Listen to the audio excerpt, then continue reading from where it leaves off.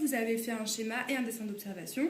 Maintenant, on va s'intéresser à ce qui se passe plus précisément au niveau des alvéoles pour bien comprendre comment le sang s'approvisionne en dioxygène dans les alvéoles pulmonaires. Donc notre problème est toujours le même. Comment l'être humain s'approvisionne-t-il en dioxygène présent dans l'air pour satisfaire ses besoins? Donc on sait que ça se passe au niveau de l'appareil respiratoire, mais on ne sait pas exactement comment ça se passe. Donc déjà, dans un premier temps, à partir des documents qui étaient fournis, vous aviez un petit exercice qui était demandé pour calculer la surface alvéolaire totale en contact avec les capillaires sanguins. Donc en réalisant le dessin d'observation la dernière fois et à partir de ces documents d'aujourd'hui, vous avez vu que toutes les alvéoles pulmonaires étaient en contact direct avec des vaisseaux sanguins, les capillaires sanguins. Et donc moi, ce que je voulais savoir, c'est quelle était la surface totale dans les poumons représentée par les alvéoles en contact avec tous ces vaisseaux sanguins. Donc dans les documents, on vous disait qu'on avait 700 millions d'alvéoles en tout, qu'une alvéole avait une surface de 0,3 mm². Donc si on faisait le calcul de ces 700 millions d'alvéoles multipliés par la surface d'une seule alvéole, ça nous donnait une surface de 210 millions mm², soit 210 mètres carrés. Donc la surface représentée par l'ensemble des alvéoles, donc la surface alvéolaire totale, est de 210 mètres carrés, donc presque un terrain de tennis. Donc si la surface dans vos poumons est si grande, c'est grâce à ces alvéoles. Vous voyez bien que vos poumons, votre corps, il n'y a pas l'équivalent de 210 mètres carrés. C'est parce qu'on a plein de petites structures que ça augmente cette surface. À compléter à partir des documents. Donc ici, on vous représente bien l'alvéole qui est en contact des vaisseaux sanguins. Vous avez ici l'air inspiré. Vous deviez indiquer le pourcentage de dioxygène présent dans cet air inspiré. Et l'air expiré, vous deviez indiquer de la même façon le pourcentage en dioxygène présent dans l'air expiré. Les vaisseaux sanguins ici, vous aviez le sang entrant dans l'alvéole, représenté en bleu pour indiquer qu'il était pauvre en dioxygène, et le sang sortant de l'alvéole, représenté en rouge, pour vous indiquer qu'il était riche en dioxygène. Vous deviez indiquer dans les carrés, là, les rectangles, la quantité qu'on avait en dioxygène en millilitres présent dans 1 litre de sang, au repos puis à l'effort. L'objectif de tout ça, c'était ensuite de faire une comparaison de la quantité de dioxygène présent à l'entrée dans le sang de l'alvéole et dans le sang sortant de l'alvéole. Donc, je vous rappelle que l'alvéole est bien au contact des vaisseaux sanguins. Vous l'avez vu sur le dessin d'observation la dernière fois à partir des photos et sur le schéma. Donc, le schéma complété, ça donne ça. On voit que quand on inspire de l'air, à chaque fois que ce soit au repos ou à l'effort physique, on a toujours 21% environ de dioxygène présent dans l'air inspiré. Dans l'air expiré, au repos, on en a 18%, donc on en a perdu, vous voyez, on en a moins quand on expire que quand on inspire. C'est normal parce qu'on en a consommé. L'air expiré à l'effort, cette fois-ci, il n'y en a que 15, donc on en a encore moins qu'au repos parce qu'à l'effort physique, on consomme plus de dioxygène. Donc si vous voyez bien que l'air inspiré, qu'on soit au repos ou à l'effort, c'est la même quantité, l'air expiré, c'est pas la même chose. Plus l'effort physique est fort, moins il y a de dioxygène dans l'air expiré parce qu'on en a consommé davantage. Si on s'intéresse au niveau du sang maintenant, on voit que le sang qui entre dans l'alvéole, donc il est issu de l'organisme, il va ensuite vers l'alvéole.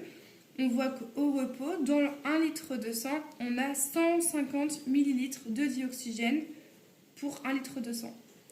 On voit qu'à l'effort physique, le sang qui entre, on a 80 millilitres de dioxygène dans 1 litre de sang. Donc au repos, dans le sang qui entre, on a plus de dioxygène par litre de sang qu'à l'effort physique. On en a moins ici qu'au repos. Ça, on peut l'expliquer tout de suite parce qu'on sait encore une fois qu'à l'effort physique, l'organisme il a besoin de plus de dioxygène, il en consomme plus. Donc s'il en consomme plus, évidemment, on va en avoir moins qui va être disponible dans le sang. Là, l'air qui rentre dans l'alvéole, il revient de l'organisme, il revient des organes. Donc il s'est appauvri en dioxygène parce que les muscles, les organes en ont consommé. Donc là, mon sang pauvre en dioxygène, il rentre dans l'alvéole Ici, avec les flèches, on voit qu'il y a des échanges gazeux entre l'air et le sang au niveau de l'alvéole. L'air ressort de l'alvéole, et là, on vous dit qu'il est plus riche en dioxygène. Et si on complète la petite case, on voit qu'au repos, on a 200 ml de dioxygène pour 1 litre de sang. Et à l'effort physique, on a également 200 ml de dioxygène par litre de sang. Donc dans tous les cas, on voit que le sang qui sort, il a toujours plus de dioxygène que dans le sang qui rentre dans l'alvéole. Ici, on avait une différence de valeur qui est expliquée par le fait qu'à l'effort physique, on consomme plus de dioxygène, donc on en a moins dans le sang. Mais par contre, ici, on voit qu'on soit au repos ou à l'effort, il y a toujours 200 ml de dioxygène dans le sang. Ça veut dire que peu importe l'intensité de l'effort physique, que vous soyez dans votre canapé à regarder la télé ou en train de faire un marathon, et que vous soyez dans un effort intense, le sang qui va sortir de vos alvéoles pulmonaires aura toujours la même quantité. C'est maximum. Donc là, j'espère que vous voyez bien ça. Enfin, dans la question 3, on vous demandait ici justement de comparer la quantité de dioxygène présente dans le sang sortant de l'alvéole, donc ici, à celle du sang entrant dans l'alvéole, ici, au repos, puis à l'effort. Ensuite, on vous demandait d'indiquer où se font les échanges entre l'air et le sang. Donc ça, c'est facile, vous l'avez tous vu. L'échange entre l'air et le sang, ça se fait au niveau de l'alvéole pulmonaire. Pour comparer, il faut bien comparer deux éléments, sinon c'est plus une comparaison. Donc on compare le sang entrant avec le sang sortant. Et pour comparer, pour que ce soit scientifique et juste, il faut bien citer des valeurs dans vos observations. J'observe ça, etc. Et ensuite déduire une information. Tirer une information de ce que vous avez observé pour rendre la comparaison juste. Donc ici, on observe bien que le sang qui sort de l'alvéole, représenté en rouge, il est toujours plus riche en dioxygène que le sang qui rentre dans l'alvéole. Ça, c'est toujours le cas. 200 ml est bien supérieur à 150 et qu'à 80 ml.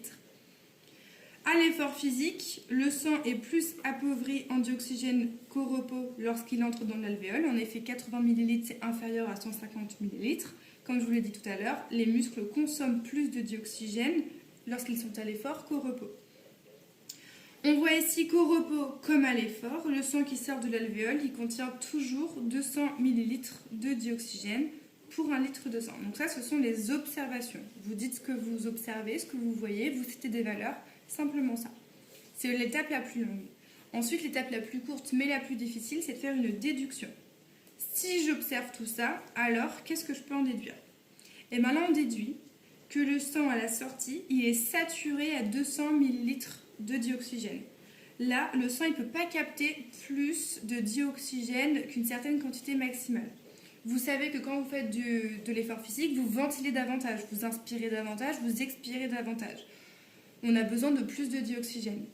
Or, vous voyez bien qu'on a beau ventiler davantage, eh bien, on ne prendra pas plus de dioxygène dans le sang qu'une certaine quantité maximale. Ce qui va changer finalement, c'est la quantité de sang qui circule dans l'organisme. Vous vous souvenez que la fréquence cardiaque est plus forte, donc au final, le cœur envoie plus de sang dans l'organisme en 1 minute, donc il va se recharger plus régulièrement en dioxygène. Le sang va circuler plus souvent au niveau de l'alvéole pour se charger en dioxygène, mais la quantité qui va être prélevée sera toujours la même. J'espère que vous comprenez bien ça.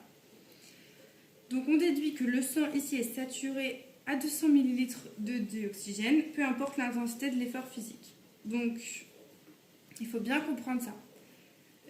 Là, ce qui entre dans l'alvéole, on déduit que ça dépend de l'intensité de l'effort physique, ça va dépendre de ce qu'on a consommé. Mais par contre, quand le sang va venir ici se recharger en dioxygène, il n'y aura jamais plus qu'une certaine quantité. C'est bien la fréquence cardiaque et le débit sanguin qui, en augmentant, va permettre à l'organisme d'obtenir plus de dioxygène pour satisfaire les besoins de l'organisme. Donc le bilan qu'il fallait rédiger, c'est le suivant. L'être humain prélève le dioxygène de l'air grâce à son appareil respiratoire constitué de 2 poumons, le poumon droit et le poumon gauche. Les mouvements ventilatoires, inspiration et expiration permettent de faire circuler l'air dans l'organisme. Les alvéoles sont le lieu des surfaces d'échange entre l'air et le sang. Une alvéole, c'est une structure qui est très petite, très fine, vascularisée, car elle a des vaisseaux sanguins, des capillaires sanguins très fins. La surface d'échange entre toutes les alvéoles et l'air, ça représente 210 m², donc c'est une grande surface d'échange qui est très fine et ça permet de favoriser l'approvisionnement du sang en dioxygène jusqu'à une quantité maximale afin de satisfaire les besoins des organes.